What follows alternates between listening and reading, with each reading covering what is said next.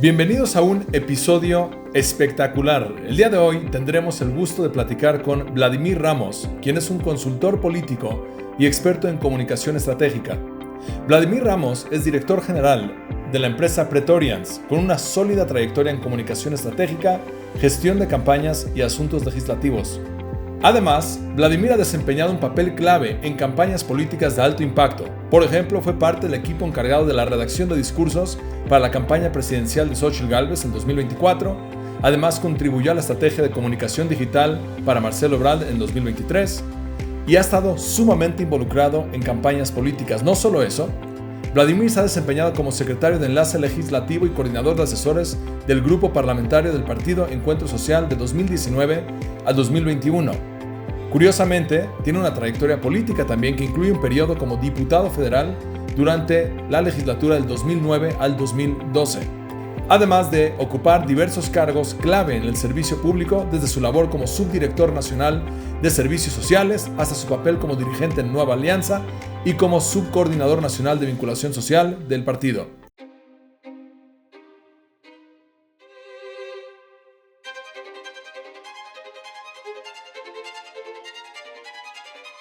Bienvenidos a un nuevo episodio de Existen Verdades Absolutas. Tenemos el privilegio el día de hoy de contar con la participación del cabildero, consultor político, director general de la empresa Pretorians, una empresa que se dedica a estrategias y consulta política, a nuestro querido Vladimir Ramos. Bienvenido, Vladimir, un gusto tenerte aquí. Oye, ¿qué tal, Jaime? Muchas gracias, muy buenas noches a todos. Muchas gracias.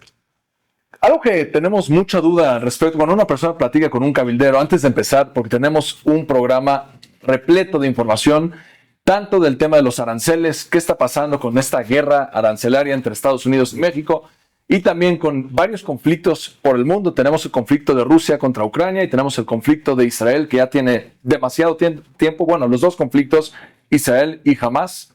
Pero antes de eso queremos entender un poquito de qué se trata este arte de cabildear. Platícanos un poquito de qué es esto, cómo es este apoyo, de qué se trata esto.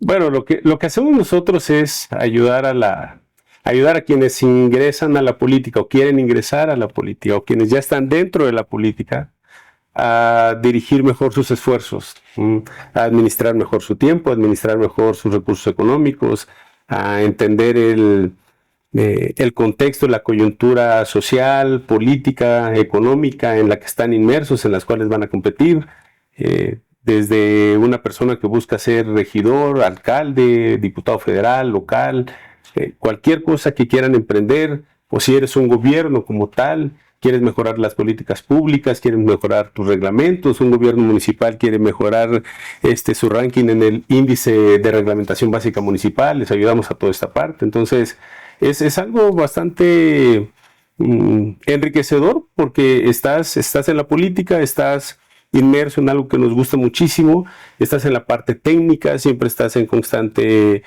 capacitación, en constante adquisición de conocimientos, los llevas al ejercicio, estás en la práctica, estás conviviendo con la toma de decisiones real, porque finalmente diputados, senadores, gobernadores, alcaldes están en la toma diaria de decisiones, y uno de los trabajos más importantes es que lo que hacemos nosotros es ayudarles a tomar mejores decisiones.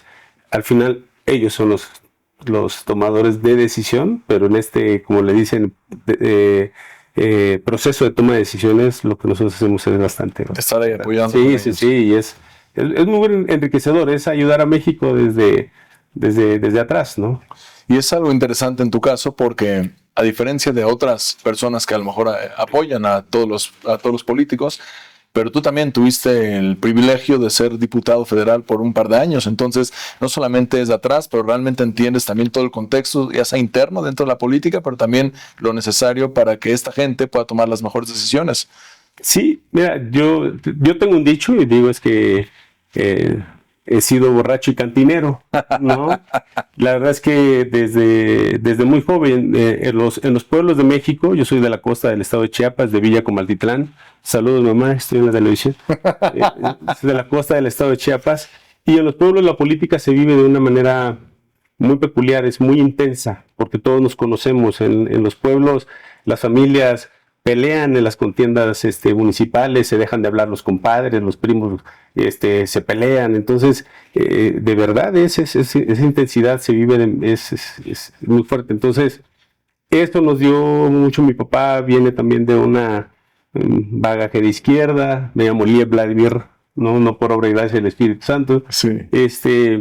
Y eso me llevó desde muy chavo a participar, a hacer cosas. Formamos una agrupación política nacional en la universidad que se llamó Conciencia Política. Fue la primer APN reconocida.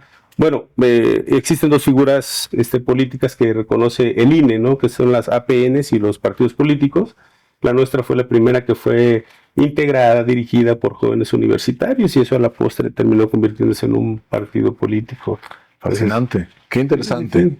Sí, algo que a mí me llamó la atención, hace un par de meses tuve el privilegio de estar en el Senado de la República, y hay una fama, que ahí me corrige si es correcto o no, de cuando una persona obra de manera política, a veces se presta a decir, no te quiero responder lo que pienso, y bueno, voy a quedar bien con todo el mundo lo que sea. Y algo que me llamó la atención del Senado, y más que vamos a tener una conversación sobre temas bastante interesantes y pueden llegar a ser polémicos, me llamó la atención que en el Senado los senadores pueden votar de 3 diferentes modos. Sí. Puedes sí, no, y tienes una extra. Abstenerte. Y no logro comprender qué es eso de abstenerte. O sea, si estás ahí para toma de decisiones, mantén una postura firme, sí o no. ¿Qué es eso de abstenerte? Y creo que se presta muchas veces para jugar con, mira, yo no quiero dar una postura al respecto, no quiero que me amarren con esta cosa que vaya. ¿Cómo percibes esto de abstenerte en el Senado o en la toma de decisiones? Bueno, yo complementaría esta apreciación que haces.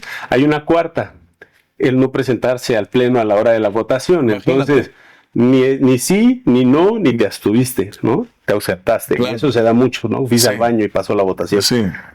Y por coincidencia, ¿no? Fueron al baño en ese momento. Sí. Mira, las abstenciones tienen un propósito. Y la verdad es que sí, debo decir que hay momentos en que los legisladores están en posiciones que les es muy complicado decidir. Porque acuérdense que el sistema político mexicano depende tanto como de los votos en las urnas, cuando eres de mayoría relativa, y dependes también de tu partido, en este caso, ¿no? Entonces hay veces que te enfrentas entre la espada y la pared, entre quedar bien al interior de tu partido, quedar bien con tu electorado, y hay veces donde los grupos parlamentarios le ponen la opción a sus legisladores de votar libre, ¿no? En las previas los grupos parlamentarios deciden, hoy viene en este tema es muy importante para el partido, vamos a votar en bloque, pero siempre, acuérdate, los legisladores tienen la posibilidad de decir, sí, pero pues hoy no, yo voto en contra, ¿no? O el grupo parlamentario dice, pues China libre, voten como quieren, en su conciencia, como les dicta, y ahí. Y probablemente el tema de las abstenciones es una salida, ¿no? Justo a lo que tú estás diciendo no quiero estar, y esta parte de la ambigüedad de las políticas, estos grises, que debo decirte que a la gente no le gusta, a la mayoría de los mexicanos, pues no nos gusta, ¿no? Yo soy uno de ellos, como mexicano no me gusta para nada, no me gustan posturas tibias, me gusta que la persona, hace poco tiempo entrevistamos aquí, independientemente si estoy de acuerdo, no estoy de acuerdo con él, pero el presidente del nuevo partido político México Republicano. Okay. Y estábamos platicando, y algo que me gustó mucho de él, que es directo. Y dice cosas con las que no estoy de acuerdo. Pero lo bueno de eso que es muy refrescante, que tienes claridad total de lo que la persona está pensando. Claro. A diferencia de, sin decir su nombre, pero estoy platicando con un político en México y me dijo, por favor, este tipo de preguntas no me hagas. ¿Por qué no? O sea, porque no es un tema que quiero abordar, pero o sea, si eres representante, nos representas a nosotros, representas al país, deberías de tener esa, no sé qué palabra utilizar, pero poder pararte delante de la gente y decir, yo creo en esto. Si los que nos representan no tienen esa habilidad de decir eso, ¿dónde estamos? ¿Sabes? Lo que puedo decir es, a lo largo de los años que he tenido, es que tiene que ver muchas veces con el conocimiento de los temas y la definición personal en tener criterio propio, ¿no? Durante muchos años se ha tenido una dependencia hacia los partidos políticos. En algún momento el tema de la reelección pretendía que una de las cosas fuera la madurez política y de la democracia, no solamente del electorado, sino del representante, ¿no? Uh-huh. Entonces, como representante, hoy en día sí te ves sometido a presiones, pero eso es parte de una política desde mi punto de vista, le hace daño al país, y se ve en todos los partidos. No hay un partido donde todos sean distintos. Puedes ver esto en el PAN, lo puedes ver en el PRI, lo puedes ver en Morena, lo vas a ver en todos, ¿no? Esta parte de las ambigüedades, no meterse porque si quedo bien con fulano, quedo mal con perengano. Entonces, eso es lo que le da la connotación negativa cuando dicen es muy político. Claro. O sea, nunca dices lo que piensas. Claro. No, claro, hay una máxima del Padrino cuando le dice a su hijo, a Tommy, hey, no, nunca dejes que sepan en qué estás pensando. Que finalmente, pues, tiene cierta validez en la política, porque finalmente para que transiten las cosas, pues tienes que jugar las cartas. Pero en cuanto a develar cómo piensas y fijar tus posturas, yo creo que ahí sí se comete un error. Totalmente. Curiosamente, en el judaísmo hay también un principio, a veces, que aunque algo sea clarísimo, ten cuidado de no publicarlo a las masas, porque no necesariamente, aunque sea verdad, la gente lo va a poder tomar de la forma correcta. Así es. Y entonces, se me hace creo que un ejemplo muy interesante, podría ser en temas de educación. Cuando una persona está empezando a educar a sus hijos en temas relacionados con su desarrollo sexual, no necesariamente a los 3 años dices la misma información que a los 15 años, que a los 13 años, que a los 8 años, como que hay edades para todo, y es verdad lo que ojalá sea verdad lo que estás diciendo para su edad, pero aunque haya más información, no necesariamente la tienes que transmitir, porque a lo mejor al decir la verdad puede generar un daño por la inhabilidad o la falta de desarrollo para poder recibir la información de la forma correcta. Entonces creo que, como decías, para poder jugar cartas, ahora que vamos a platicar un poquito de las negociaciones que hay, claro que no puedes decir todo lo que tienes en tu cabeza, todo lo que estás pensando, porque eso limita mucho el arte de negociar. Pero al mismo tiempo, creo que a grandes rasgos nosotros tendríamos que poder saber qué representan, qué piensan en temas concretos, en temas de valores, en temas importantes, para asegurarnos que sí elegimos a las personas que nos representan en un sentido más profundo y que queda con los valores y las creencias que tenemos. Acabas de decir aquí hay una apreciación que la podemos dividir. Por un lado es sí, ok, en el tema de las negociaciones es una cuestión, pero en lo otro, el saber a qué hueles, o sea, cuáles son tus valores, es esta parte de que nuestra democracia sigue siendo una democracia que no termina de madurar. Nuestra democracia es muy joven, ¿no? De entrada, como concepto del 99 al 2000 se nos hizo creer que la democracia era sinónimo de buen gobierno, y no, era un tema de alternancias, ¿no? Hacia el 2012 fue lo mismo, 2018 es lo mismo. En México la democracia es un sistema de elección, más no es sinónimo de buen gobierno. Eventualmente, gradualmente, la democracia va a madurar a tal grado donde haya una correlación o una corresponsabilidad entre votante y el votado para poder exigir posturas claras, no muy definidas, y eso va a ayudar muchísimo, porque entonces tú sabes ya qué es lo que estás votando. Hoy en día, en nuestro país, no sabemos qué votamos todavía, ¿no? Es en la marea general de los discursos, no sabes qué terminas votando. Uh-huh. ¿No? Pero bueno, es una parte de la magia de los consultores. Muy bien, entonces tenemos un programa lleno. Esto fue la introducción. Vamos a pasar a un tema que está por todos lados en las noticias, que es el tema de la guerra de aranceles, y uno podría decir que es entre Estados Unidos y todo el mundo. Casi la política que el presidente Donald Trump ha optado, al parecer, y ahorita me gustaría conversar acerca de eso, es, uno hasta podría decir, no me caes bien, o sea, aranceles 25%, y si no, 50%, y si no, 200%. Cada rato está jugando con esto. Lo vemos en cómo el dólar está cambiando, sube, baja. Antes los cambios eran como que muy graduales, y ahora en un día sube 80 centavos, baja 80 centavos, cosas que afectan muchísimo en el tema de negocios. Y Donald Trump parece ser que tiene esta política, que era algo que él afirmó muchísimo: America First. Lo más importante es Estados Unidos, ante todo Estados Unidos.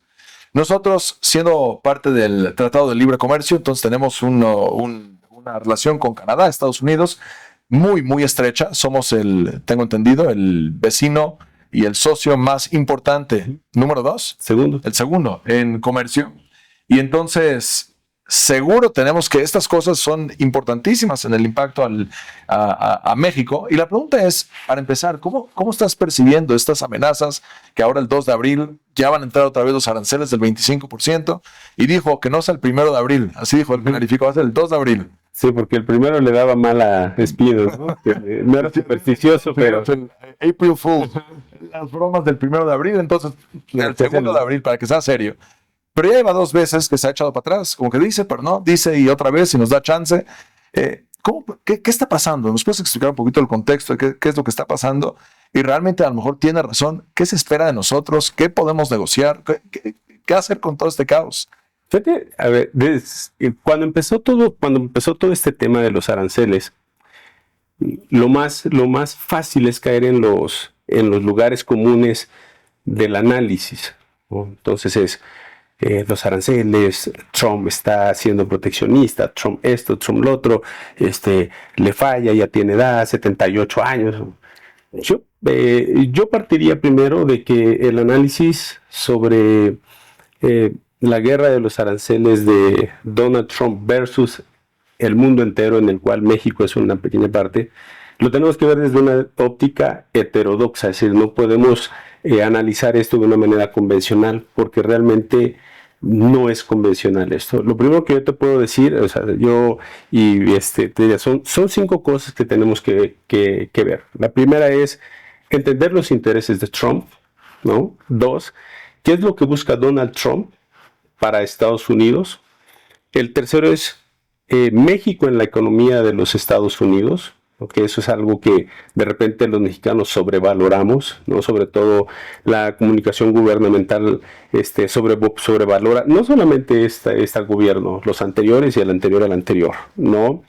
Y dentro de esto, México en la economía de Estados Unidos suele verse como víctima cuando que debería verse como un protagonista, ¿no? Y cuarto y quinto yo te diría, bueno, es que va a ser parte de las conclusiones en eso, es los nuevos puntos de equilibrio que busca Donald Trump. Y quinto es que México tiene que buscar el mejor resultado posible, dentro de lo ideal, lo real. Entonces, mira, todos pensamos que lo que Donald Trump está buscando es solamente un tema del déficit de la balanza comercial, que para todos sabemos es X menos M es igual a, ¿no? Importaciones, exportaciones, te da. Realmente lo que Donald Trump está viendo, Donald Trump, acuérdense que Estados Unidos tiene un panorama mundial mientras nosotros tenemos un panorama regional. Eso es fundamental. Entonces, mientras nosotros estamos pensando en Estados Unidos, porque el 80% de nuestras exportaciones se van a Estados Unidos, Donald Trump está pensando en algo más. Y es que la balanza comercial genera algo que se llama excedentes, ¿no? Entonces, Donald Trump sabe que los excedentes son muy fáciles de que se acomoden en su economía de mercado, porque la economía de Estados Unidos, la economía de capitales, es un mercado muy abierto. Entonces, Donald Trump utiliza mucho la palabra cheating, ¿no? Es que Canadá es cheating o no, China es cheating o no, ¿no? Sí, todo el tiempo. ¿No? ¿Y a qué es a lo que se refiere? Fraude. Sí, que nos están haciendo trampa. Todo el tiempo, ¿no? Sí. Entonces, ¿a qué se refiere? Y esto es parte de como yo veo las cosas. Es que Donald Trump dice, a ver, tú tienes países, sobre todo China, Alemania, Japón, que tienen políticas que suprimen el consumo local, ¿no? Política de bajos salarios, políticas de crédito a empresas, ¿no? Y no al consumo. Entonces, ¿eso qué hace? Hace que toda la producción salga. La producción entonces la tienes que acomodar. Eso hace que toda esa producción sea barata.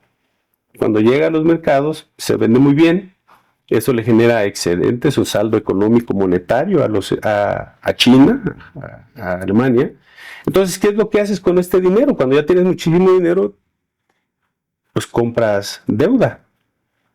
Entonces, parte de los problemas que Donald Trump ha visto es que mucho de su crecimiento, mucha de su economía depende de la deuda. Y eso es algo que él dice, no, esto tiene que parar porque esto es un tema artificial. Nuestro crecimiento, nuestra economía se está financiando de deuda que estamos adquiriendo porque otros cuates están haciendo trampa. No sé. Y ahí viene la segunda parte, que es lo que él dice. Bueno, para mí es más importante recuperar la producción y la industrialización de los Estados Unidos. ¿Para qué? Para obligar a China, para obligar a otros países. Voy a poner otro ejemplo. Los aranceles ¿qué es lo que van a provocar? Que los países que tienen una sobreproducción volteen a ver y digan, ¿ahora qué hago con este saldo? Pues no me lo tengo que quedar. Con estos aranceles lo voy a tener que acomodar en otro lugar. Y eso él está pensando él está buscando, yo te decía, nuevos puntos de equilibrio, donde su déficit comercial se mueva a un punto donde la economía de Estados Unidos no dependa tanto de la deuda. Yo creo que en eso también hay algo muy válido, no solo relacionado con México, y me fascina que lo estás abordando desde una perspectiva mucho más amplia, y esta distinción que haces entre Estados Unidos viendo las cosas desde una perspectiva mundial, global, y México solamente algo regional, se me hace muy, muy aterrizado, porque imagínate que tu crecimiento depende de uno de tus mayores competidores, y no solo competidores que te quieren ver abajo. Por ejemplo, China creo que es un muy buen ejemplo. La relación entre China y Estados Unidos no es la mejor que hay. Y entonces, imagínate que gran parte de tu competencia y de tus ingresos y de que lo que te está afectando a lo mejor en crecimiento interno depende completamente de gente que en cualquier momento cierran la producción de algo y tú te quedas con un problemón tremendo. Entonces se me hace muy interesante ver que, claro, Estados Unidos tiene que, de cierto modo, decir, vamos a generar menos dependencias externas, a lo mejor incrementar mucho más nuestra producción interna. También eso quisiera pensar que ayuda a los empleos a generar mayor empleo en Estados Unidos. Parte del motivo que me imagino que Elon Musk acaba de decir, parte de su alianza que traen ahí muy interesante, pero dice, voy a invertir una cantidad enorme de dinero ahora en Estados Unidos para mayor producción, porque claro, la tirada es fortalecer Estados Unidos, pero teniendo en mente esta dinámica global, no solo regional. La pregunta es, ¿y a nosotros también cómo tendríamos que ver esto? Porque eso será del lado de nosotros comprender qué es lo que tiene Trump desde su mirada, pero a nosotros también nos afecta, aunque somos una parte pequeña en su juego de ajedrez. Ajá. Pero para nosotros es una porción bastante importante. Entonces, ¿cómo nosotros lidiamos con esta perspectiva de Trump? Bueno, lo primero es que, decía, México tiene que pasar de una posición de víctima, como lo ha hecho ver, y asumir una posición de protagonista. Y la otra, y algo que México no ha hecho, y lo digo así porque desde hace muchos años no hemos tenido una política comercial de Estado. Por el contrario, hemos tenido una política comercial que ha sido congraciarse con los grandes capitales y demás, hasta la fecha. Entonces, ¿qué es lo que debería hacer nuestro país? Primero es entender, como te decía, cuál es el papel que tenemos nosotros con los Estados Unidos. Nosotros jugamos un papel muy, muy importante. Sí, exportamos muchísimo, te decía, 80% de nuestras exportaciones van para allá. Pero, o sea, los argumentos que nos decían es que si suben los aranceles a los autos y que la industria de los semiconductores, no. El centro Wilson Center hace un análisis, Breitbart hace un análisis muy importante y dice, a ver, uno, el mercado norteamericano, su resiliencia, es decir, su gusto por el consumo, es casi inelástico. Entonces, aunque los bienes suban de precio, van a seguir comprando. Claro. Tú mencionaste algo hace rato, el sube y baja del dólar. Dice, está bien, el dólar va a jugar un papel, pero se va a compensar. Y eso entra otra vez en los hábitos de consumo de los Estados Unidos. Es que el porcentaje de aranceles, ahí viene otra vez, es cómo se van a compensar el tipo de cambio, los aranceles y cuánto realmente van a subir las cosas, que es algo que ellos tienen contemplado. ¿Por qué? Porque es un país de consumo. Entonces, y no lo estoy diciendo yo, lo están diciendo ellos mismos, ¿no? Es decir, la gente, los que escriben, los teóricos digamos, de esta visión trumpiana de la economía mundial, dicen, no va a pasar más nada, porque lo que ellos están buscando, como yo te decía, es un equilibrio de su economía. Entonces ahí es donde nosotros nos tenemos que acomodar. Un buen indicio, algo que yo leí bien, pero que al final es como una buena mala decisión. Es decir, México decide disminuir sus relaciones comerciales con China por la presión de los Estados Unidos. Bueno, eso, lo que yo te decía, estás obligando a China a acomodarse, ¿no? Y México está siendo parte indirecta para hacer eso. Lo que refleja esta decisión de México es que nosotros nunca tuvimos la capacidad de diversificar nuestro mercado. Uh-huh.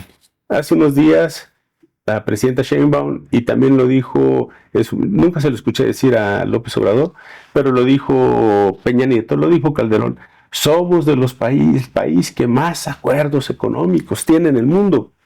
Sí, pero proporcionalmente todo se va hacia un país, claro, ¿no? Claro. Entonces, no tiene un sentido estratégico. Es decir, nuestra política de producción no tiene un sentido estratégico. Hay una desvinculación enorme entre el sector productivo y la academia en nuestro país, pero la academia que genera conocimiento práctico, que genera valor agregado, ¿no? Eso es, si nosotros logramos entender esta parte y entrar en una postura de política económica real, yo creo que las condiciones podrían ser distintas.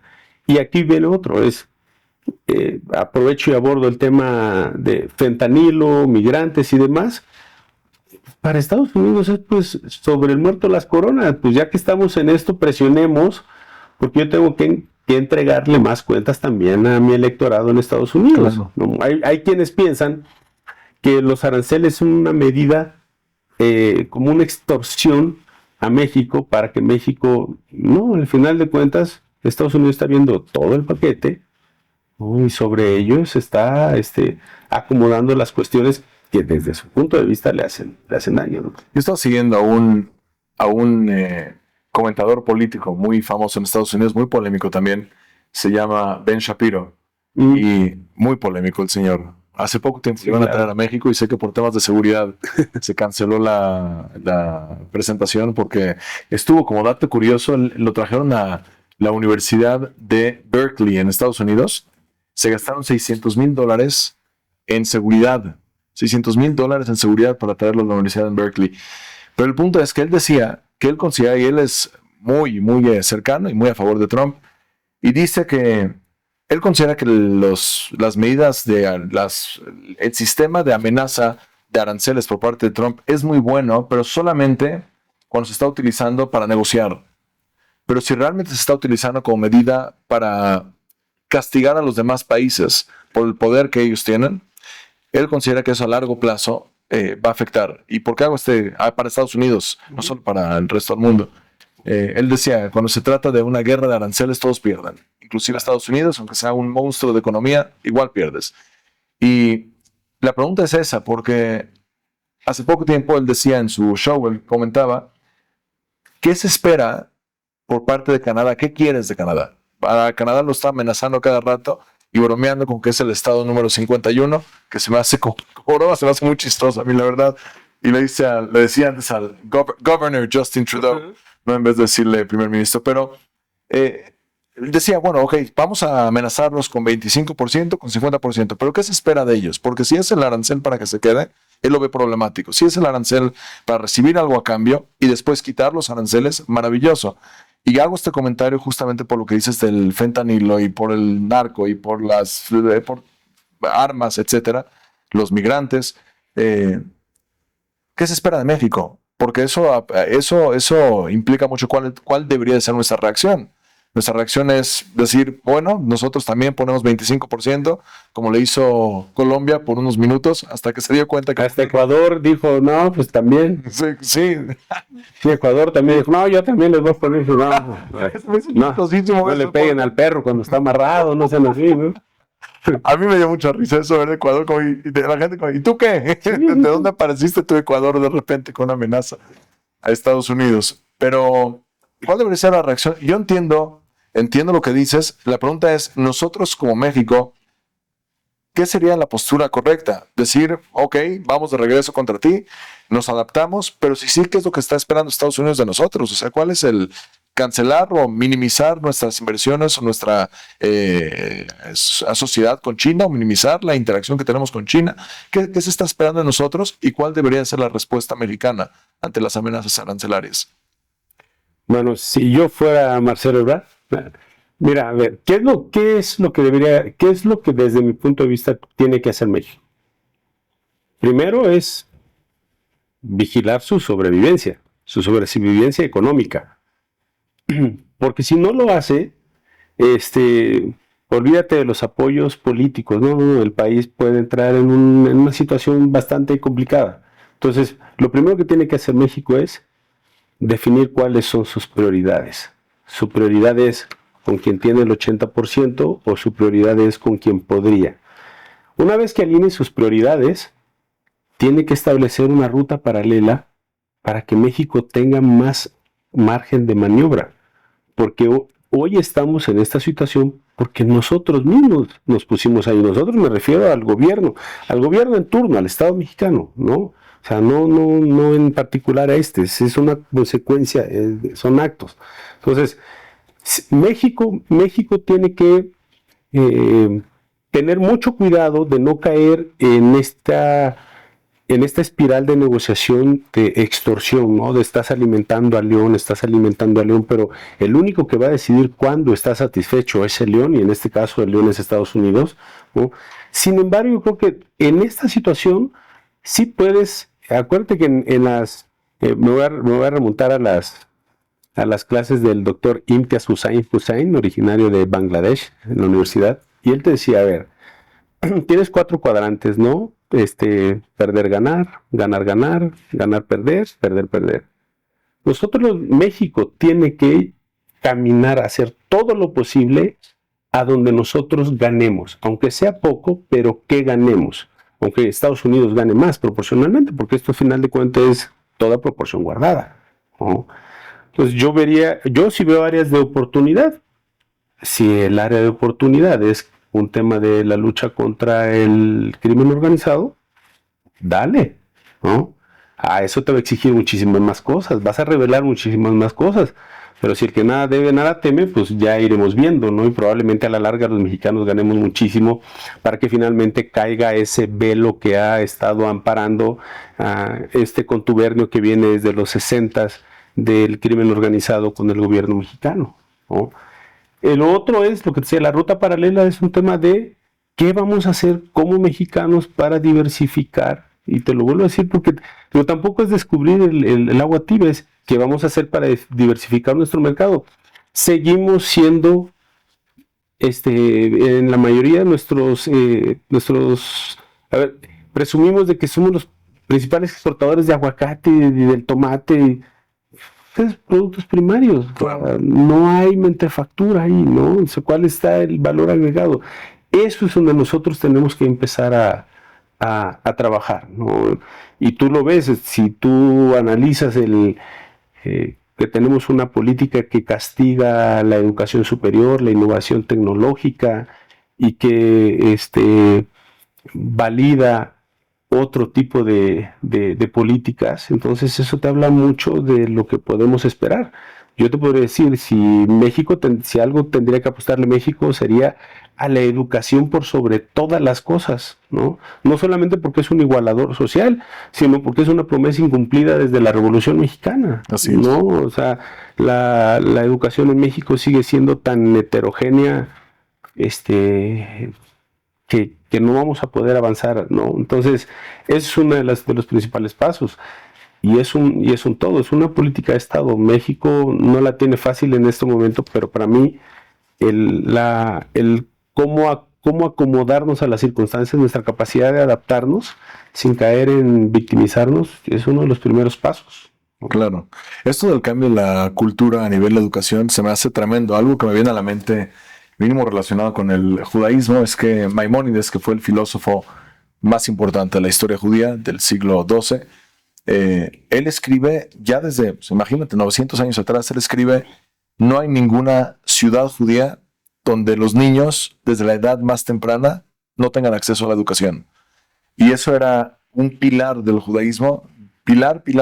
Se consideraba que una de las, me contaba mi abuelito, en paz descanse, pero me decía que una de las peores expresiones que le podían decir una persona, un insulto, de los peores insultos que podías dar, es decir, eres un ignorante. Eres de los peores insultos que habían en la comunidad judía.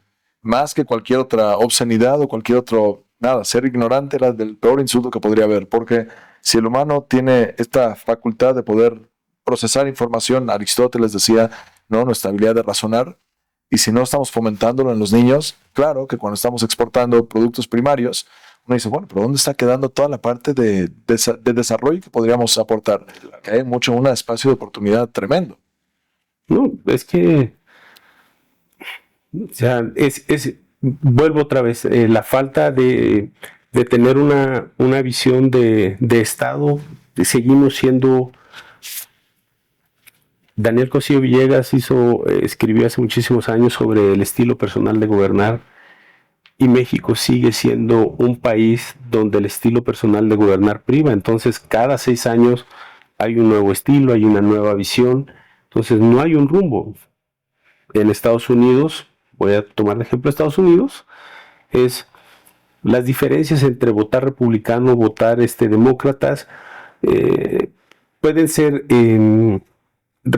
propagandísticamente o retóricamente muy distantes o disonantes, pero en cuestiones económicas, pues Estados Unidos se sigue manteniendo, ¿no? Claro, y nosotros no. Entonces nosotros tenemos pasos hacia atrás, pasos laterales, algunos de manera hacia adelante, pero por lo regular somos un país que se mueve más lateralmente, ¿no? Claro. Entonces eso es algo que México no ha logrado. Por eso te decía, yendo a la plática previa, este proceso de maduración de nuestra democracia va a obligar a que el día de mañana los mexicanos podamos exigir muchísimo más cosas. Claro. O sea, la economía también pasa por vivir en paz, en seguridad, en no estar en un tema de violencia, los miles de millones de pesos que se pierden por el crimen organizado, por la extorsión, todo eso tiene que ver. Entonces, México se está victimizando hacia afuera, pero tenemos mucho que trabajar internamente antes de...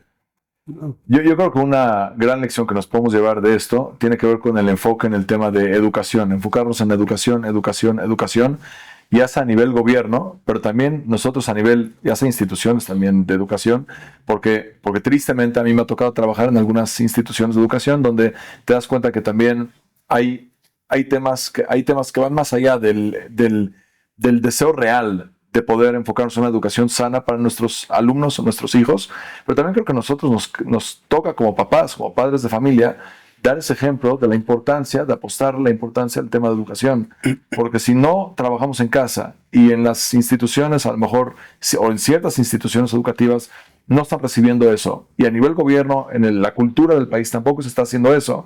Qué fácil, como dices, echar la culpa a Estados Unidos o cualquier otro lugar, cuando realmente el problema está interno y tenemos que trabajarlo. Entonces, como dicen en real estate, en bienes raíces, tienes la regla más importante, que son 3 palabras: location, okay, ¿no? Ubicación. Creo que en estos temas, en el desarrollo del país, creo que esas 3 palabras serían educación, cambiar esta cultura para realmente mejorarnos nosotros y después ver cómo trabajar con problemas externos cuando nosotros internamente ya estamos mucho más sanos. No, por supuesto, mira, cuando vamos a una campaña, siempre le digo a las candidatas o a los candidatos, oye, lo primero es para qué vas y cuándo es, ¿no? Entonces siempre hago una analogía, pues bueno, vamos a meternos al gimnasio, hay que hacer ejercicio, ¿Para qué? Para que cuando venga la campaña, pues lleguemos fuertes y no tengamos que depender de factores externos, sino de lo que estamos haciendo nosotros. Claro. Y la otra es que yo diría, para complementar esto en el tema de educación, es que hay que ver más programas como estos y dejar de ver tanto esos programas de televisión, medios de comunicación, donde los comentócratas ya están demasiado aquilosados, viejos, con una visión demasiado estrecha de... No comprenden el México que vivimos. Entonces, México no solamente está en los libros, México está en el olor al pambazo, México está en el sonido del tráfico, México está en cuando se descompone el metro, México está en Chalco, México está en cómo huelen los caminos del sur, México está... Eso es en México, y esta parte se necesita ponerle atención a más programas de este tipo, porque México es, como lo dijo Fuentes, es un mosaico de cromáticos aromas, entonces hay que... Estos espacios son muy buenos.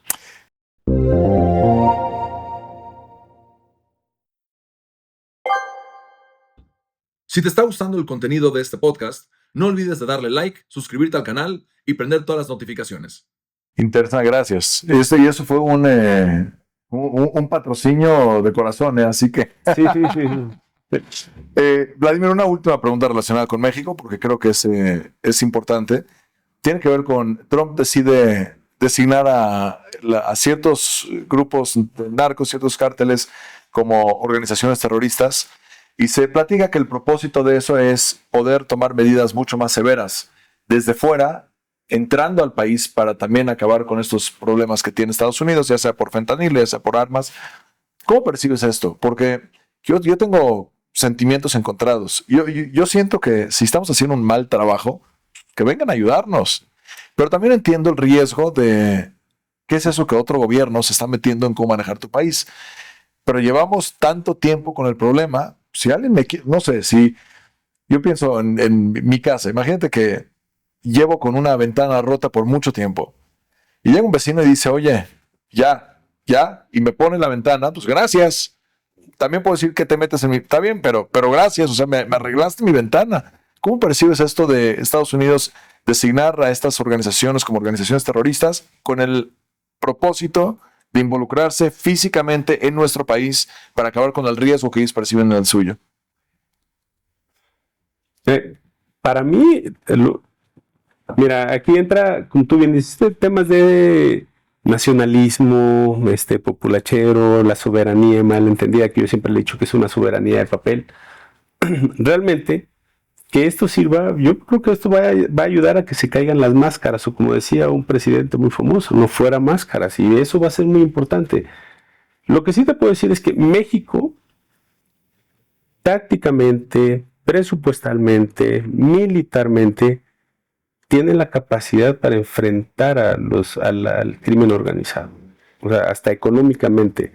No hay manera de que el crimen organizado en su mejor momento no puede, de verdad te lo digo, decir, las armas del ejército mexicano son superiores, el adiestramiento, la disciplina castrense es mucho mejor. Si ustedes se meten a ver las páginas de militares, las cuentas de tweets, de Instagram, TikTok, de militares en YouTube, ustedes se van a dar cuenta de cómo piensa el soldado mexicano. Y el soldado mexicano, de hecho, le reclama al gobierno y le pide disculpas a la sociedad. El soldado mexicano le dice al pueblo de México, oye, no creas que no es porque yo no quiera, o no creas que es porque yo no pueda, sino es porque a veces no me dejan. Claro. ¿No? Entonces, realmente es un tema que te decía, de lo que va a servir es que la presión que está metiendo Estados Unidos es que va a hacer que el gobierno mexicano ponga las barbas a remojar. Es que no es una obra de la casualidad que en este poco tiempo, 29, no se puede decir extraditados, no sé, expulsados, o sea, la maroma, miren, de verdad que la maroma discursiva del gobierno federal para explicar por qué se fueron 29 delincuentes de alta peligrosidad a México Es una maroma discursiva de 1970, 60, 80, o sea, no es nueva, pues, ¿no? Entonces, y eso es un tema irrisorio, o sea, tuvieron que venir a presionar. Es como, oye, van a venir las visitas, empieza a limpiar la casa, ¿no? Claro, sí. Si sabes que tu casa está suya, pues empieza eso. Entonces, sí. A mí me gusta mucho eso, decir esta campaña fuera máscaras, porque yo la verdad, tristemente, no tenía esa percepción del soldado mexicano. sí. Y es triste eso, porque asumo que igual que yo, me imagino, habrán muchos que piensan, híjole, sí necesitamos ese apoyo externo. No. Pero estamos listos. Nada más se necesita que nos dejen trabajar. No, tendrías que ver los nuevos rifles de asalto del ejército mexicano. O sea, los rifles de asalto del ejército mexicano no le piden nada a los norteamericanos, a los belgas, ¿no? O sea, de verdad. Debería de informarme seguro más en eso, porque la percepción que traigo del ejército mexicano es claro, yo estoy pidiendo, vengan aquí a ayudarnos, pero no, estamos listos. De hecho, probable que me equivoque de ciudad, pero no de rumbo. No sé si es Qatar o Arabia Saudita, que cada 2 años hace competencias de grupos de élite de los diferentes ejércitos del mundo, diferentes países, no de todos los países. México siempre que va termina entre los primeros, terceros lugares. ¡Wow! Ese es un dato maravilloso para que estemos orgullosos de nuestro México, del ejército que tenemos, y ojalá este tipo de cambios y de choques que hay entre la política americana actual y México nos ayuden para que los dejen trabajar, y en vez de recibir ayuda, simplemente que nosotros podamos manos a la obra y hacer algo mejor de esto. Esto fue la primera parte del tema de México. Me gustaría pasar a otro tema que ya estamos, creo yo, exhaustos de escuchar, que es una trágica guerra entre Ucrania y Rusia, o más bien entre Rusia y Ucrania. Yo hace tiempo le tenía, por ignorancia realmente, veía al presidente Putin, lo veía de cierta manera. Número uno, porque creo que es un señor sumamente inteligente. Será malo, pero será muy inteligente, creo yo. El hecho que todas las maniobras y todas las estrategias que trae este señor, para mi gusto, para mal, pero lo sabe hacer, lo sabe manejar. Entonces el señor inteligente es, hasta que me di cuenta que, bueno, está bien, o sea, será inteligente, pero no se vale que a cada rato está tratando, pareciera ser, de recuperar la Unión Soviética, de reformar otra vez, de rehacer otra vez la Unión Soviética. Tenemos ya, ¿cuánto tiempo? 2 años y medio, 3 años de guerra entre Rusia y Ucrania, más casi 3. ¿Cuántos muertos han habido de los dos lados, de soldados y de civiles de los dos lados? Y ya en el 2014, Rusia anexa ya parte de Crimea, ya les quita sus bienes raíces, les quita su espacio, y ahora tienes todo un tema muy, muy complicado, y me gustaría ver cómo percibes todo el contexto, y también las soluciones, contexto y soluciones, porque por un lado sucedió esto el 28 de febrero, si no me equivoco, que en la Casa Blanca tenías a Zelensky con Trump, creo que fue el 28 de febrero, y tremendo lo que pasó ahí, se lo agarraron a tomatazos al señor, el pobrecito. Pero también entiendo, al mismo tiempo, sí entiendo que uno diga como país hasta cuánto puede ayudar. Y no me refiero solo a Estados Unidos, me refiero al mundo en general. Número uno, involucramiento en conflictos externos, que también nos va a llevar al próximo tema, pero involucramiento en conflictos externos. Pero número dos, ¿cómo lo haces para lidiar con un conflicto donde lleva ya tanto tiempo? Tienes uno de los dos, Putin, que parece ser no es un socio tan fiel para los acuerdos con los que se llegue con él. El caos que se está generando en toda esa región, lo que afecta también en temas de comercio. ¿Qué está pasando y cuáles son las soluciones para estos conflictos, para este conflicto en particular? Pues mira, a ver, el conflicto Rusia-Ucrania lo tenemos que ver desde una perspectiva no occidental, porque si lo vemos desde la perspectiva occidental vamos a a regresarnos a todas las películas gringas que hemos visto a lo largo de nuestra historia, desde Rocky 4, Iván Drago versus Apollo Creed y todo este rollo, o Rambo yendo a Afganistán. No, tenemos que verlo desde otra perspectiva. Y yo siempre, a mí me gustan las perspectivas históricas, porque las perspectivas históricas explican mucho. Porque la historia son hechos y los hechos no pueden negarse, ¿no? Son irrefutables. Entonces, lo primero que yo te diría es lo siguiente. Una es, va a haber viene el primer encuentro donde no vamos a estar de acuerdo, es que no hay tal de un Vladimir Putin tratando de reconstruir la Unión Soviética. Eso no existe. Pero lo que sí existe es una organización del Tratado del Atlántico Norte, la OTAN, en constante expansión, ¿no? Entonces decía Sun Tzu, en uno de sus capítulos, que cuando acorralas al enemigo y no le dejas una puerta para que pueda salir, se va a defender como gato boca arriba, y eso es muy peligroso. Entonces, lo que estamos viviendo nosotros históricamente, después de 4 olas de expansiones de la OTAN, pues es una Rusia que se siente acorralada y están llegando a tocar la última puerta, que es Ucrania, ¿no? Hay muchos analistas serios en Estados Unidos, como Carlson Tucker, que también es sumamente polémico, que son poco escuchados en la administración Biden. En la administración Trump es distinto. Y es que, a ver, históricamente cae la Unión Soviética en 1991, vienen los acuerdos, se habla, y el Pacto de Varsovia se cae. Dicen, pues nosotros hasta acá llegamos. Y de hecho, el Pacto de Varsovia se crea después a la creación de la OTAN. Primero se crea la OTAN y después se crea el Pacto de Varsovia. Y para principio de cuentas, perdón, que esto va a servir para el tema que sigue, es que ninguno de esos dos debía tener un propósito, porque para eso todos construimos las Naciones Unidas, ¿no? Bueno, entonces se crean estos dos grandes frentes. A la caída de la Unión Soviética viene el expansionismo, y de eso casi no se habla. Estados Unidos tiene alrededor, en promedio, para que ustedes sepan, entre 700 y 800 bases militares a lo largo de distribuidas en el mundo. Wow. Entonces, nunca había escuchado ese número. Se sabía que eran varias, pero es un número. Varía dependiendo de las fuentes, ¿no? Hay quienes manejan que son 700, hay quienes dicen que son 800 y hay unos pobres que dicen que son 200. Claro. ¿No?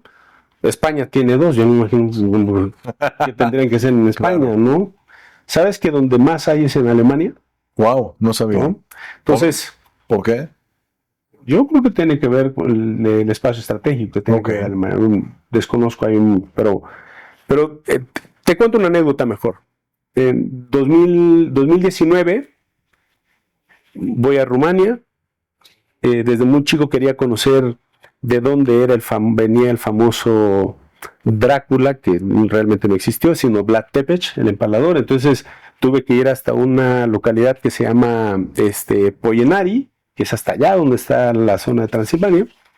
Y resulta que llegamos 10:15 y ya habían cerrado el primer grupo. Entonces, como había osos y tenías que subir con un guardia para que te cuidaran, esperé hasta las 3 de la tarde. En eso nos fuimos a una presa que estaba como 15 minutos de ahí, 15 minutos. Estando en la presa, pasan 2 F-16 así, ¿no? El amigo con el que va, que es todavía me escribo con Sipi, que es rumano, veníamos platicando mucho en el coche y me dice, mira, eso es una de las razones por qué Rusia toma Crimea. Porque al final es el dominio del Mar Negro. Entonces, si Estados Unidos tiene bases navales en Rumania, tiene bases navales, quiere poner bases en Ucrania, tiene de aliado a Turquía. Entonces Rusia dice, oye, espérate, o sea, como ¿por qué? ¿No? Utilizando la analogía que decías, yo como vecino tengo mi ventana rota, viene alguien y me ayuda. Oye, si tú ves que tu vecino está empezando a poner armas apuntando para tu casa, ¿cómo que vas a pensar tú? Te vas a proteger. ¿No? Quiero pararte un segundito. Dices, y es algo que he escuchado, porque Putin dice, esta expansión por parte de la OTAN y más a su vecino, a Ucrania, lo percibe como una amenaza. Mi pregunta es, ¿por qué tienes que verlo como una amenaza? ¿Por qué no es, nadie te está amenazando? El propósito de la OTAN no es conquista, es promover algún tipo de orden. Entonces entiendo que no te guste que yo sea parte de la OTAN, pero la función de la OTAN no es eventualmente volver a Rusia, Ucrania, o quitarles su espacio, su identidad, o lo que sea. Entonces, ¿por qué deberían ellos, por qué es justificado con este mismo ejemplo? Claro, cuando mi vecino pone las armas dirigidas a mi ventana, me preocupo porque hay armas dirigidas a mi ventana. Pero cuando el vecino contrata un servicio de seguridad que en caso que alguien se meta a su departamento, lleguen a protegerlo, claro, eso no debería de asustarme a mí, que eso es parte de lo que hace Ucrania. Ucrania dice, yo quiero pertenecer a la OTAN porque mis vecinos, no confío tanto en ellos. Entonces, quiero tener esa seguridad que en caso que Rusia me llegue a hacer algo, tengo seguro de vida. Entonces, entiendo que la OTAN se está expandiendo y que a lo mejor ni era la intención original, pero ¿por qué eso es un motivo para quitarles Crimea o para quitarles Donetsk o para quitarles alguna otra región en Ucrania? Ok, vamos otra vez al tema que te digo de historia, ¿no? La primera es que Crimea siempre fue de Rusia.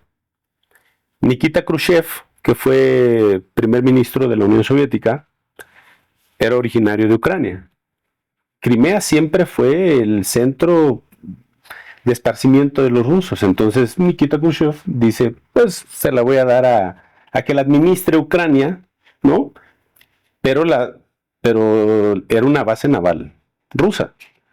Entonces, en un tema de sentido común, pues dices, oye, espérate, no, aquí hay gato cerrado. Pero me detengo en este tema del 2014, la anexión a Crimea, y me voy más hacia atrás.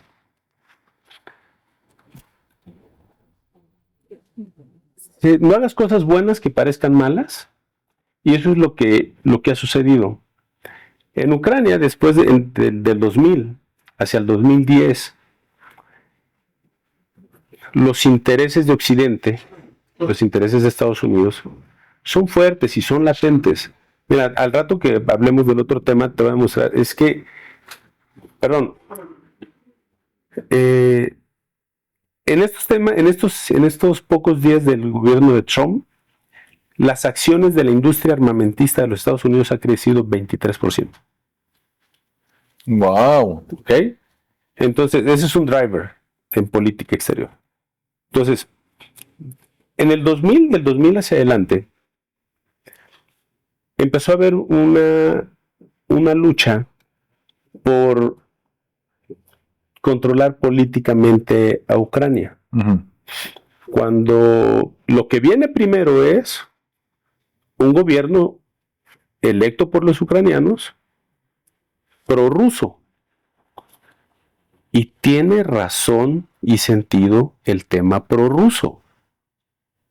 La Rusia de Kiev, o sea, Rusia y Ucrania, o sea, son, de hecho, la Rusia de Kiev nace en Ucrania, ¿no? Entonces, la relación entre ellos es muy fuerte. Claro, conforme el paso de los años, hubieron muchísimas cosas que fueron distanciando. En los 20s, Ucrania es parte de los estados fundadores de la Unión de Repúblicas Socialistas Soviéticas. En el 33, malas políticas de la Unión Soviética, sobre todo de Stalin, generan hambruna que mata a millones de ucranianos, y ahí empieza un tema de resentimiento válido. Chernóbil en los 80s también, ¿no? Parte de la Unión Soviética. Es más, cuando cae la Unión Soviética, Ucrania después de Rusia, es el que mejor queda económicamente y armamentísticamente. Uh-huh. Y eso Occidente lo sabía, ¿no? Entonces, Occidente fue copando, la OTAN fue copando, pero llega un momento en que, bueno, van madurando las cosas. Ucrania decide empezar estos procesos de elecciones. Y a ver, aquí es donde tenemos que quitar la parte romántica y ver las cosas como son. Nosotros juzgamos si Rusia ha sido injerencista, pero tenemos allá arriba al país más injerencista en la historia de la humanidad. O sea, no de hoy, o sea, de la humanidad.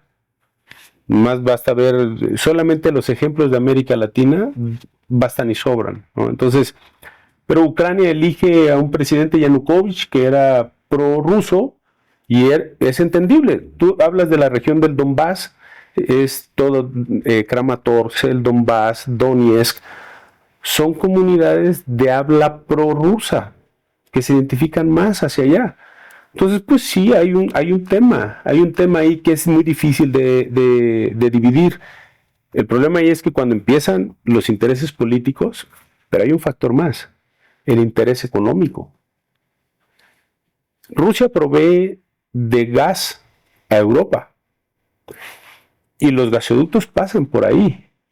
De hecho, el gasoducto más fuerte que estaban construyendo, que era el Nord Stream 2, es destruido en la administración de Biden, ¿no? Claro. Se dijo que era un sabotaje. Sí. ¿Por qué? Porque pues, los angelitos de los Estados Unidos quieren venderle gas también a Europa, aunque va a salir más caro porque lo tienen que trasladar por todo el Atlántico. Claro. ¿No? Entonces, esto es un tema, no es una cuestión tan sencilla de entender, y sí merece quitarnos el hígado y un poco del corazón y entrarle a lo racional, porque si no, no vamos a poder dimensionar las verdaderas causas de este conflicto. Mira, la salida salomónica es muy sencilla.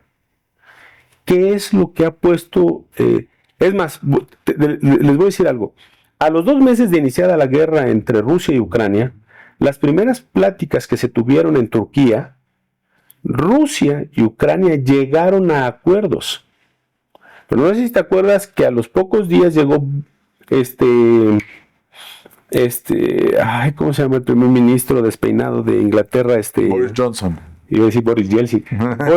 Llega Boris Johnson a Ucrania y a los pocos días que siempre no hay acuerdo. Entonces, pues, ¿qué tipo de presidente es? Que de hecho,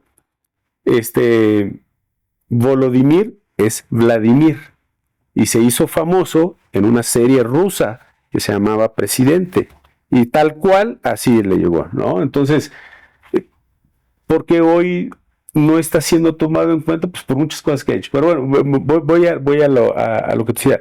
Al final, el tema económico juega muchísimo en este apartado. Y la decisión salomónica que se puso sobre la mesa fue: ni para Dios ni para el diablo, hagamos de Ucrania a buffer state, un estado neutral. Y algo que probablemente algunos, no todos, o muy pocos de la audiencia sepan, es que de este lado, del occidente, se dice que Putin no cumple la palabra. Aguas, no soy promotor ni defensor de Putin, ni mucho menos, sino yo pongo las cosas como son.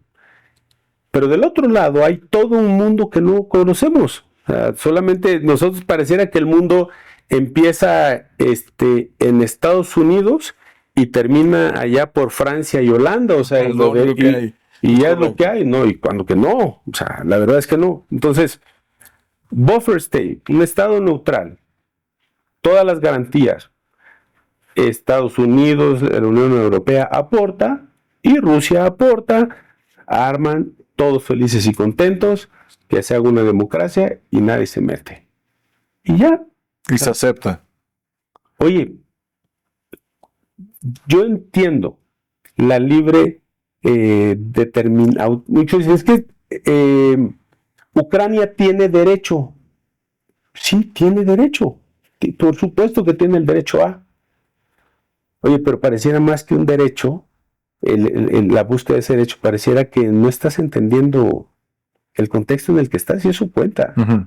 Yo tengo una pregunta hacia eso, porque ya acepto, Ucrania en algún momento era parte de la Unión Soviética, entiendo que hay toda esa región justo donde Putin tiene su anexa Crimea y también la región de Donbass, entiendo que sea la propia gente esté más identificada por Rusia que por Ucrania, y es posible, uno de los argumentos que dicen que no quieren hacer votaciones ahora es porque a lo mejor las pierde y la gente, su propia gente no quiere eso.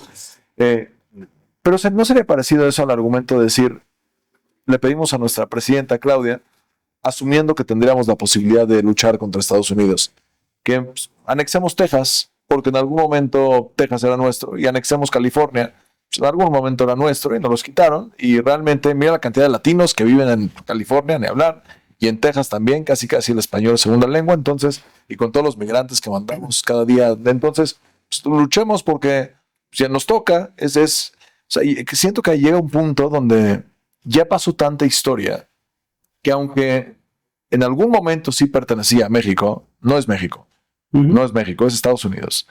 Y entonces no es lo mismo con Ucrania. En el momento que ya tienes definido un país, Ucrania, tienes otro país, Rusia, ya no es Unión Soviética, da igual si tus antecedentes o da igual si te relacionas o identificas. Mira, yo nací en México, aunque me identifique como americano, no me dan el green card o no me dan el visa o no me dan...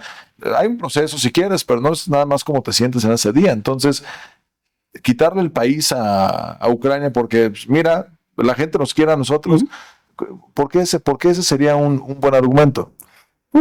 Yo no pienso, o sea, yo no he visto que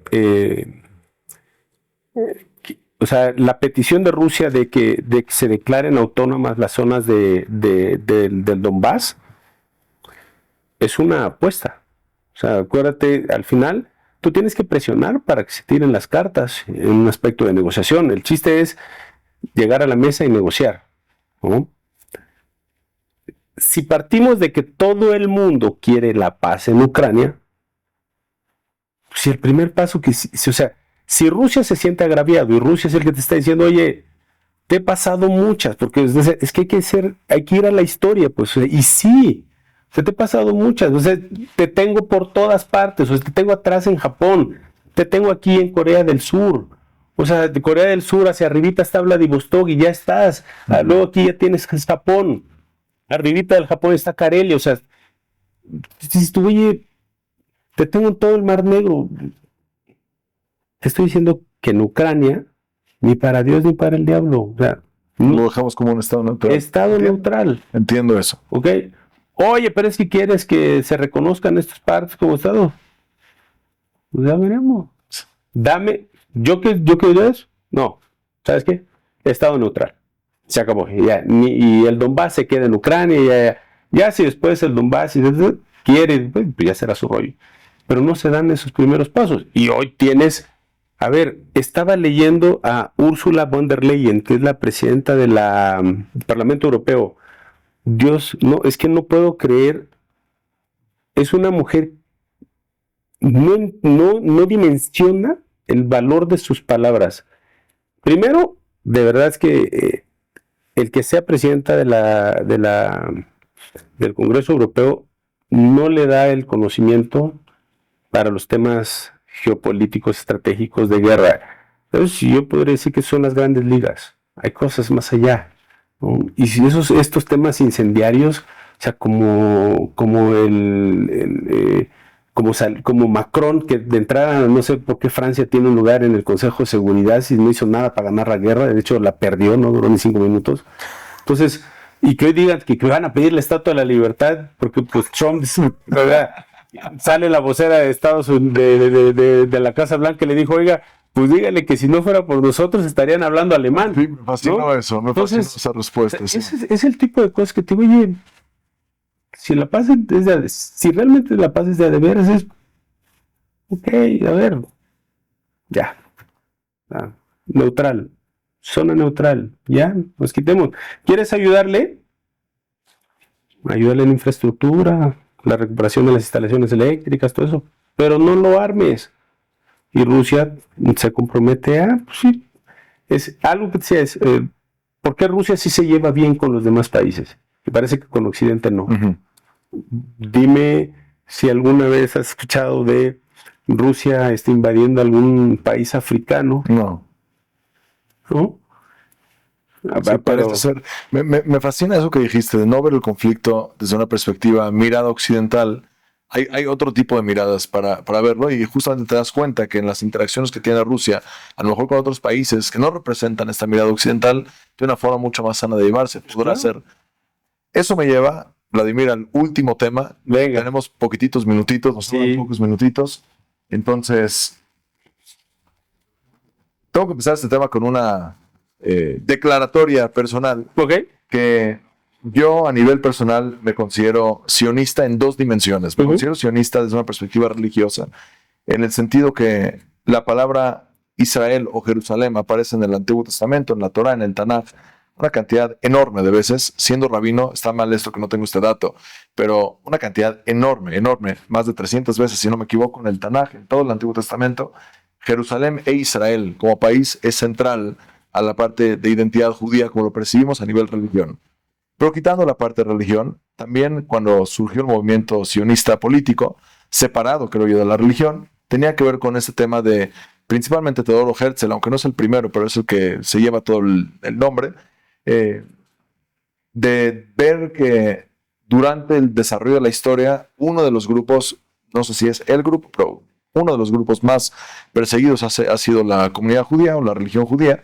Y entonces él dice, necesitamos un lugar, sea Uganda, que él no quería Israel al principio, pero sea Uganda, sea Patagonia, sea Madagascar, dame un lugar, quiero un lugar. Al final se concreta en Israel, y creo que sí ha tenido una función importante a nivel de tener un lugar donde cualquier judío se puede sentir protegido.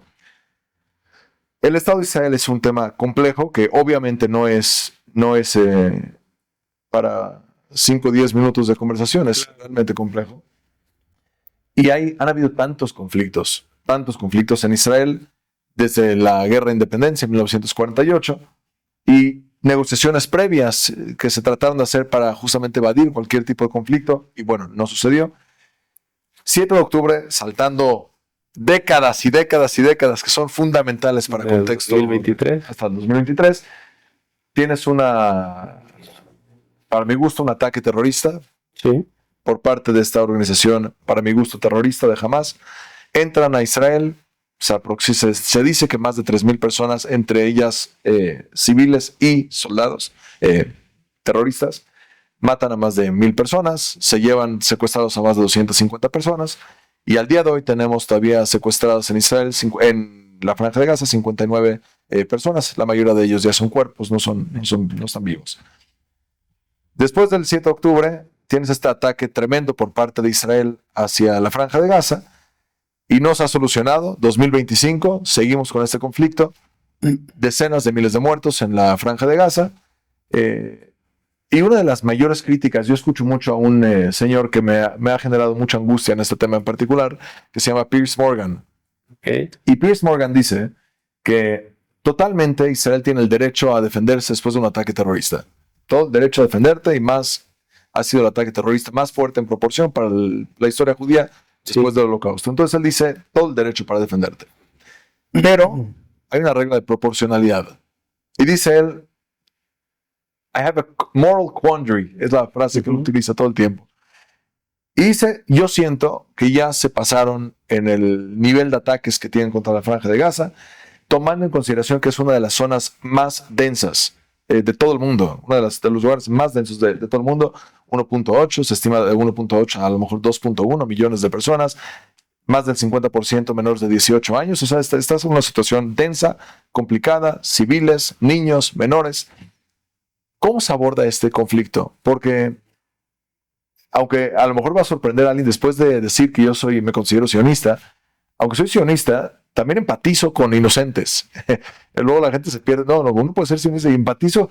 Y digo, o sea, pobre gente que también está en la Franja de Gaza. Habrá una familia, o varias familias, o muchísimas familias, que dicen, oye, ¿yo qué culpa tengo de haber nacido aquí? O sea, yo lo que quiero es que mis hijos crezcan, sean gente de bien, y también se ven afectados por este conflicto. al mismo tiempo voy a la parte de Israel y digo, ok, pero no voy a lidiar con terroristas y con una amenaza constante en mi frontera.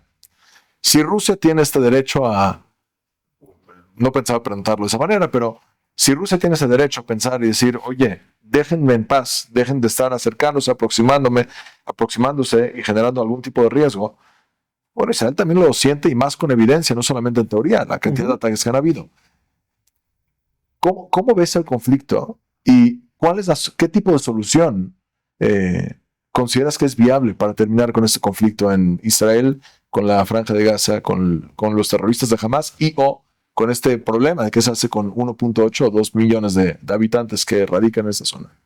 Pero primero es que la guerra de los aranceles México-Estados Unidos, la guerra ruso-Ucrania y la guerra Israel-Hamas son hechos completamente distintos, de naturaleza distinta, no tienen, y de verdad lo digo respetuosamente, no tienen puntos de comparación, aunque podríamos aproximarnos, realmente no.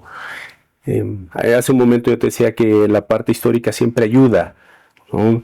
Hace muchos años hicimos un ejercicio en la universidad, me acuerdo, y tú empezaste con un tema de la Torah, y yo me acuerdo que mi trabajo lo hice, encontré una frase del libro Medea de Eurípides que decía, "There is no greater sorrow on earth than the loss of one native hen", ¿no? O sea, no hay mayor pérdida, no hay mayor sorrow, ¿cómo es sorrow?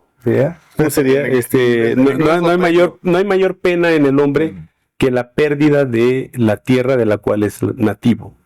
Y eso aplica para los dos pueblos, ¿no? Entonces, primero es que voy a decir algo. Uno de los grandes culpables de lo que hoy estamos viviendo es Inglaterra, porque Inglaterra tuvo bajo su dominio el mandato británico de Palestina. Así es. ¿No? Y así como Inglaterra y las Naciones Unidas dividieron en metros cuadrados el continente africano, pasándose por alto lo heterogéneo que es, y por eso tantos conflictos en África, así, o sea, con una visión absurda, tan occidental, como yo les decía, por eso hay que ver las cosas con otra perspectiva, ¿no? Ponte en los zapatos de otro, que es una de las primeras enseñanzas en la Escuela de Gobierno de John F. Kennedy de Harvard. Ponte en los zapatos de otro. Pues claro, ¿quieres saber cómo es? Ponte en los zapatos de otro. Después de la Segunda Guerra Mundial, viene la decisión de partir el mandato británico de Palestina y crear dos estados independientes. Que ya en la declaración de Balfour, ahí está, ¿Sí? Se reconoce la gente que vive en el mandato británico de Palestina. Sí. Y se dice, hay que reconocer y se tiene que tomar en consideración para no generar algún tipo de caos que eventualmente se genera. Y Occidente, como Occidente es, no hizo su tarea, abandonó a su suerte, y entonces es como el chico nuevo, ¿no? Israel se convirtió en el chico nuevo del barrio, y es cuando llega el chico y jugaba muy bien fútbol, era guapo, atlético, y de repente pues todo el mundo empezó a decir, oye, ¿y este cuate qué? ¿No?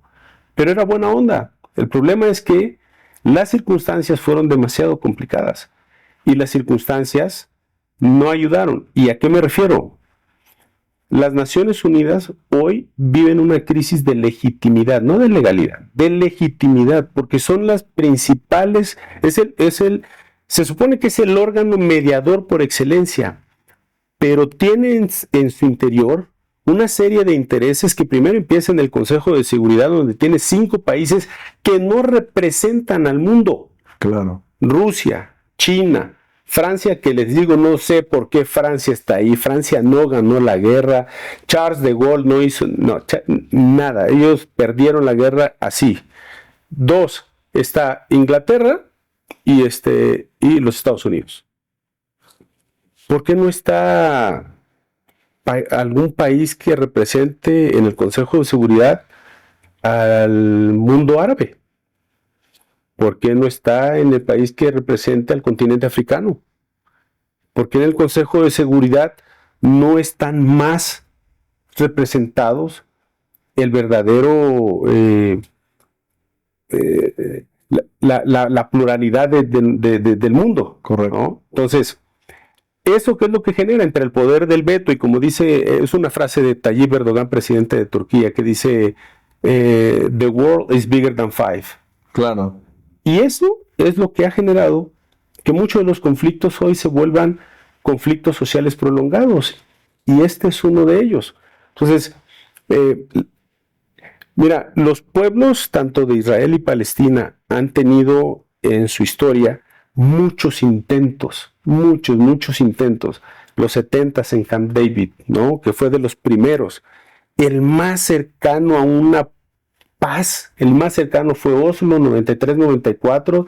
Tan fue así que fueron premio Nobel de la Paz en el 94, Arafat, Yitzhak Rabin y Shimon Peres, ¿no? O sea, ¿por qué? Porque ahí fue cuando se empezaron a fijar ya cuestiones que podían llegar a ser. Viene el asesinato de Yitzhak Rabin, pero fíjate ahí, hay algo donde Occidente voltea la vista, y vuelvo a decirles, Occidente voltea la vista, y voy a decir algo que son hechos, ¿no? Durante mucho tiempo, las Naciones Unidas hizo de Israel y Palestina, pongo esto en contexto para llegar a Hamás, dice, yo apoyo a Israel, ¿y quién se vuelve el que apoya en ese entonces que se convirtió en Organización para la Liberación de Palestina? ¿Y dónde quedó aquello de que iba a ser un Estado independiente, ¿no? ¿Quiénes eran sus principales? Los países árabes del Golfo, la Unión Soviética, países del bloque comunista, fueron los que empezaron a... Claro, yo apoyo ahí. No, entonces eso politizó, o sea, es como le echaste gasolina, ¿no? A un tema ardiendo. Cae la Unión Soviética y Occidente, en lugar de voltear a ver, vuelve a alejarse. Y me refiero a las Naciones Unidas y dicen, ¿y quién se vuelve el que empieza a apoyar a la organización, a la OLP? Bueno, que entonces ya era Autoridad Nacional Palestina, es Irán, ¿no? Qatar, Arabia Saudita. Entonces, si las señales son tan evidentes, ¿por qué Estados Unidos, y eso vuelvo a citar al presidente de Turquía, por qué si Europa, que son los que se trajeron todo a través de Roma, toda la visión griega del hombre y ¿por qué fueron incapaces, después de promover los derechos universales, de no voltear a ver los conflictos como este? Le dieron la espalda, dejaron que esto se recrudeciera, y no, las señales eran evidentes. Se forma Hamás como un movimiento insurgente. Hamás nace como un movimiento insurgente.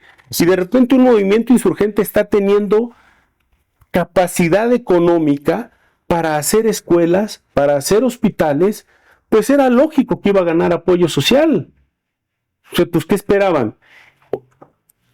Y eso iba en detrimento de la Autoridad Nacional Palestina, es decir, el chico bueno del conflicto con el que podías entenderte. Entonces, eso a la postre, ¿en qué se vino convirtiendo? En que un movimiento insurgente obtiene base social y entonces después se convierte en un movimiento político legítimo. Gana las elecciones. Es correcto. ¿No? Entonces, oye, ¿lo estás viendo y no haces nada? ¿Y de dónde viene el financiamiento? El financiamiento sigue viniendo en gran parte de los otros países. Es más, una parte por ejemplo, de la Autoridad Nacional Palestina, Israel cobraba impuestos y los regresaba hacia allá, ¿no? Es una muestra de cómo habían cosas buenas, pero otra parte del financiamiento de Hamás viene del contrabando de actividades ilícitas. Entonces, si estás viendo esta situación, ¿por qué volteas la espalda? ¿No? Ahora, Hace rato te decía yo que los intereses en la política, la economía juega mucho. Y Estados Unidos descubrió una veta de oro en la Segunda Guerra Mundial, en la primera más o menos, pero en la segunda, hasta después de lo de Pearl Harbor, dijo, pues yo me voy a convertir en el hacedor, así como China es hoy en la fábrica del mundo, Estados Unidos se convirtió en la fábrica de armas del mundo. Entonces, hoy cualquier discurso moral, pues la neta no viene al caso. Y cualquier conflicto le beneficia a Estados Unidos. Claro, es de los primeros. Sí. Porque tienes una idea, es 1.6 billones de dólares, es la compra de armas que Estados Unidos le vende a Israel. ¿No? Entonces, por supuesto que es el principal aliado, ¿no?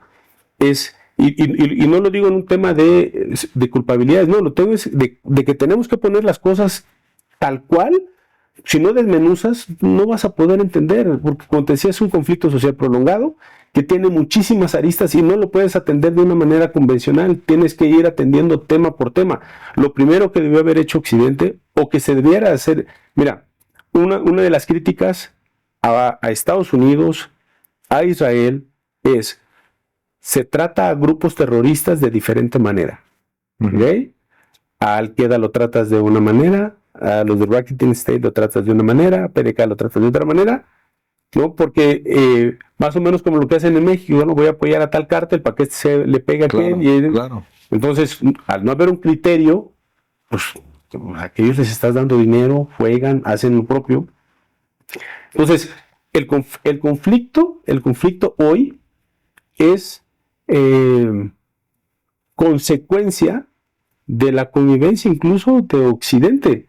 Dejaron solo a dos países, no es que sean el agua y el aceite, pero que tienen puntos que necesitan alguien que les ayude a conciliar. Jerusalén es muy importante, pero Jerusalén es muy importante para el establecimiento del Estado palestino. Entonces, ¿cómo concilias un tema religioso? ¿Cómo concilias un tema histórico religioso? O sea, porque no es de ahorita, pues, claro, ¿no? Digo, claro, tiene muchísimo tiempo esto.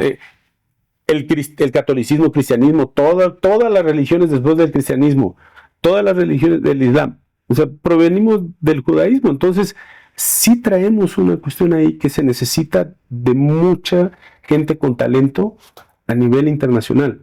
Pero digo, esto tiene que ver con la disposición de los países. Las guerras no son fortuitas. Es más, ayer o hoy en la mañana, una de las noticias es manifestaciones en Israel en contra del gobierno. Así es. Porque le están diciendo, oye, hemos recuperado más prisioneros de Hamás en los momentos en que ha habido cese al fuego y tregua, que por medio del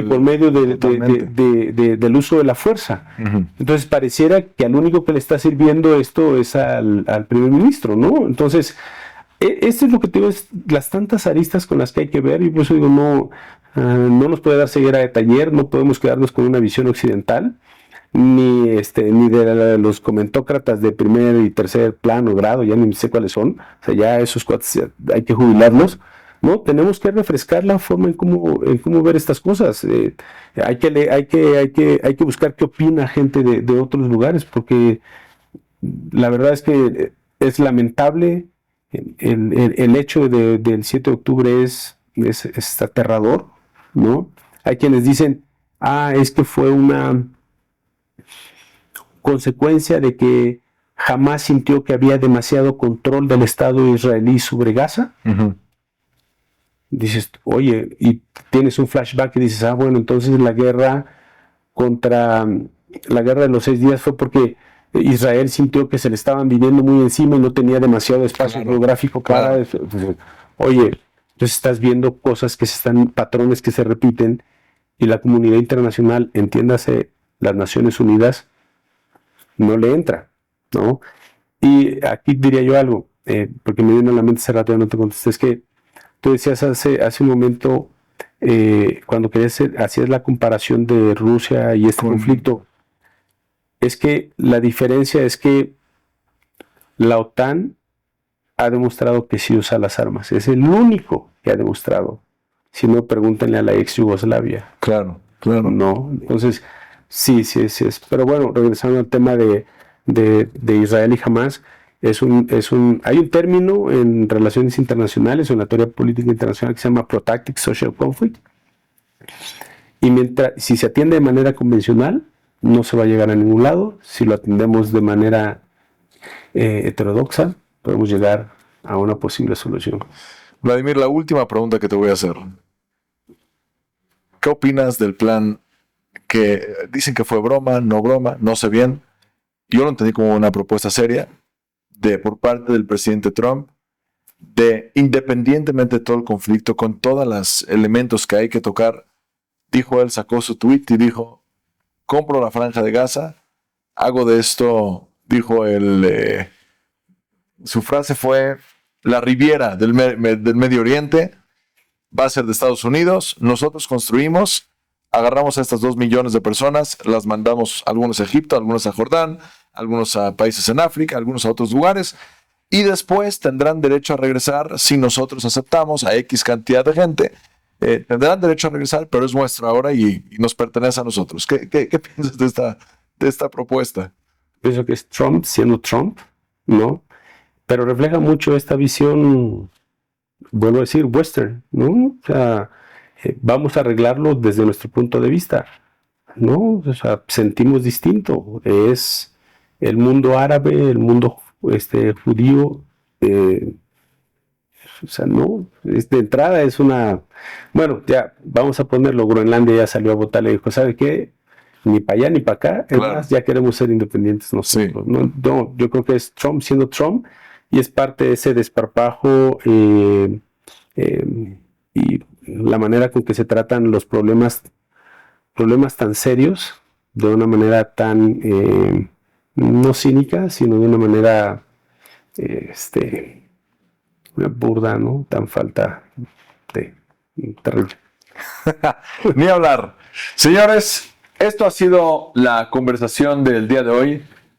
Platicamos sobre temas complejos. Yo a nivel personal me llevo muchísimo el hecho de no ver las cosas con una sola mirada, reconocer que son mucho más complejas de lo que nosotros creemos.